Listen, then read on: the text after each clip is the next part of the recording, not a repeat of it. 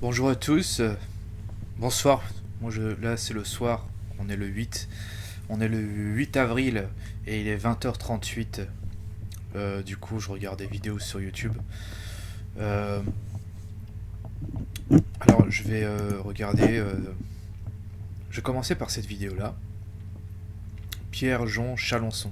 Je ne connaissais pas cette personne. A priori, ce serait un mec du showbiz qui ferait, je sais pas, est-ce qu'il est cuistot, je sais pas. Bien sûr que j'ai de la peine, c'est horrible, enfin, on vous traite d'antisémite, des trucs. Merde, je suis pas antisémite, moi. Excusez-moi. J'ai Et j'ai mes zouzas à la maison, j'ai mes meilleurs amis, c'est Jean-Michel Cohen, Julien qui est un copain, Michael Kramer, enfin tous mes amis. Et depuis 24 heures, on dit que des saloperies, c'est horrible. En plus, je suis gay, je suis homosexuel, je lutte contre l'homophobie. Il y a un moment, il faut arrêter, quoi. C'est très méchant de dire des choses pareilles. Je suis un amuseur, je suis un persifleur, moi. Je n'ai rien demandé à ces choses-là. C'est pour ça que ça me touche, et ça me touche en plus profond de mon cœur. C'est pour ça que j'ai décidé hier, le soir de mon anniversaire, je vais vous le dire, avant-hier, parce que j'ai eu 50 ans. C'était pas facile parce que j'avais une cinquantaine de gens à la maison et j'ai quand même fait une bonne mine, hein. Il y avait aussi plein d'amis. Eh bien, j'ai décidé d'arrêter. Et par rapport à faire conclure, c'est que j'aime beaucoup, pour moi c'est une famille. Et par rapport aux techniciens, par rapport ma coiffeuse, à Yasmine, tout ça. Et je pourrais pas leur dire au revoir. Donc c'est ça qui me... Moi je pense pas... ma vie, vous savez, je suis avec Napoléon, j'ai des projets, plein de projets. Mais j'espère que je vais tous d'ailleurs les inviter. Eh ben... j'admets que c'est pas du tout agréable d'être accusé de quoi que ce soit de manière générale. Je ne vais pas juger l'affaire, je ne sais même pas, je connais absolument pas, mais alors pas du tout le contexte ou quoi. C'est juste, je connaissais cette vidéo parce que je l'ai aperçue sur Twitter et ça m'avait fait sourire parce qu'il y avait ce côté, comment dire, il y a ça sent le comédien qui s'exerce, vous voyez, sur une pièce de théâtre, il s'entraîne et puis non, c'est pas comme ça qu'il faut faire. Il faut la jouer un peu plus drama, voilà. Enfin, bref, je ne connais pas Pierre-Jean Chalençon, je sais même pas ce qu'il fait. Mais en fait, je connais l'histoire. Récemment, pour ceux qui suivent, il avait dit qu'en gros qu'il recevait des ministres dans son resto ou dans ses dîners clandestins.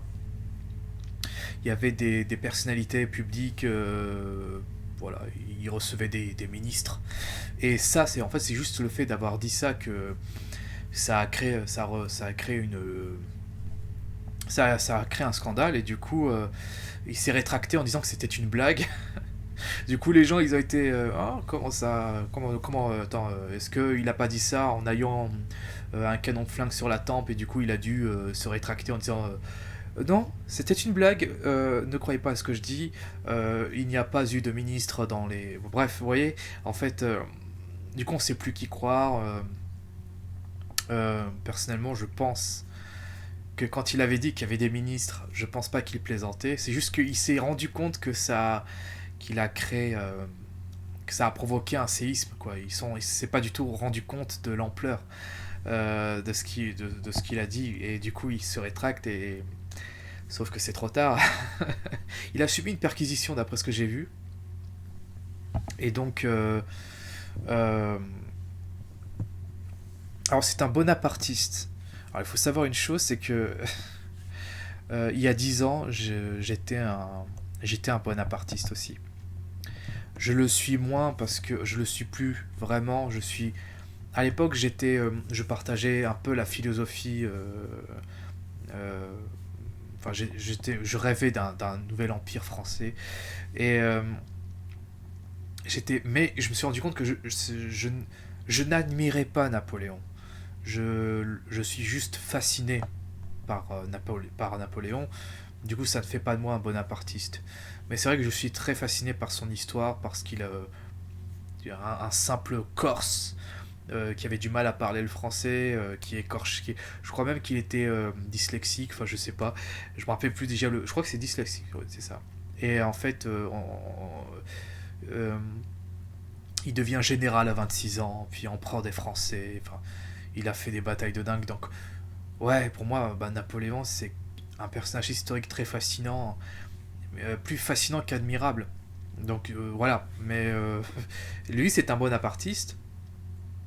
Je l'ai été, il y a 10 ans. Je sais pas ce qu'il fait. J'ai vu qu'il a fait une vidéo sur le bonapartisme. Ouais. Dîner clandestin. Ah non, c'est pas ça. Ah, c'est ça. Jean-Pierre Chalençon, un passionné de Napoléon.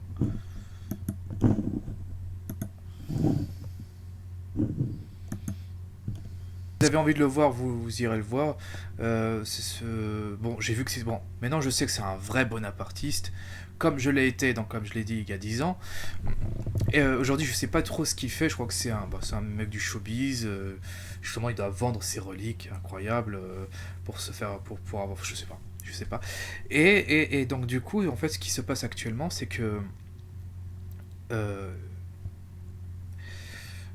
il y a quelque chose. Bah, moi personnellement, ça me fait réagir. Moi personnellement, ça me fait réagir parce que euh, il y a la majorité de la population font en sorte de respecter les règles à contre-cœur pour beaucoup, parce que tout ça vient d'une ingérence avant tout gouvernementale. Et en fait, le fait que beaucoup de gens ont dû sacrifier leur emploi, sacrifier pour beaucoup leur liberté, euh, et de voir que les gens de la haute sphère, eux, font absolument tout l'inverse de ce que devrait normalement faire tout le monde, forcément ça crée beaucoup d'indignation, de colère, de frustration, et du coup euh, j'aimerais bien avoir les noms des ministres, vous voyez. Mais voilà, tout ça c'est révoltant, ça me révolte vraiment.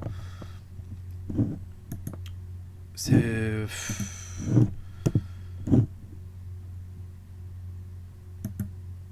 je ne ressens. C'est une affaire qui a pris une Ah non, ampleur non, non, non, incroyable non, tout au pardon. long Je du... suis désolé, je suis obligé de couper. En fait, j'ai pas vu que c'était BFM TV. J'ai vu qu'il y avait une interview.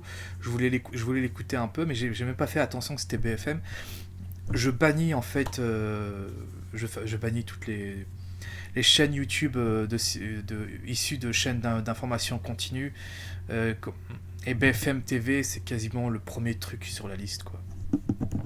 Donc, j'aimerais bien connaître un petit peu, regarder son interview, mais je n'ai pas envie de. Euh, Est-ce que vous pensez que c'est de l'humour? Est-ce que c'est vrai? Est-ce que ce qu'il avait dit à propos du fait qu'il croisait des ministres dans ses dîners clandestins, est-ce que c'était vrai? Est-ce que c'était faux? Moi, je pars du principe, je pense qu'il a dit la vérité. Je pense qu'il a dit la vérité. Je pense qu'il a dit vraiment ce qu'il pensait, en disant qu'il y avait des ministres dans ses restos, dans ses dîners. Et quand on a dû lui dire non mais ferme ta gueule, dis pas ça. Ah non, tu la fermes. Dis que c'était pour plaisanter. Et du coup, il s'est rétracté en disant non non mais c'était une blague. Voilà, moi j'y crois pas spécialement trop. Voilà, quand il plaide l'humour, je pense pas que ce soit vrai, je pense sincèrement qu'il a dit. Je pense honnêtement qu'il a dû dire la vérité. Et que c'est. Voilà, ça s'est pas passé. C'est pas passé pour beaucoup qui ont commencé à suer et qui ont dû lui demander de fermer sa gueule. Euh, c'est pas une surprise, hein. Genre, j'avais pas besoin de voir ça pour comprendre que, évidemment, qu'il y avait de l'hypocrisie quand on sait par exemple que notre généralissime Macron avait fait un dîner pendant le soir, un soir avec plein de conseillers ministres, et qu'à cause de cela, en fait, ils avaient tous chopé le Covid parce qu'ils étaient très proches entre eux, il n'y avait pas de masque, il n'y avait rien de tout ça. Euh, et entre-temps, on nous infantilise en disant ouais, il faut faire ci, il faut faire ça. Hein, si on s'en sort pas dans cette crise, c'est de votre faute. Enfin, euh, je savais qu'il y avait de l'hypocrisie au sommet, vous voyez. Faites ce que je dis, pas ce que je fais. Ça, je le savais depuis longtemps. Mais le fait de... Moi, ce que je vois là, c'est frustrant, c'est indignant, mais en même temps, c'est aussi paradoxalement amusant. Parce on nous voit, en fait, on nous révèle toute la bêtise crase, on nous le prouve, en fait. Et ça, c'est... voilà. Je sais pas quoi dire d'autre, vraiment, ça m'indigne. Euh,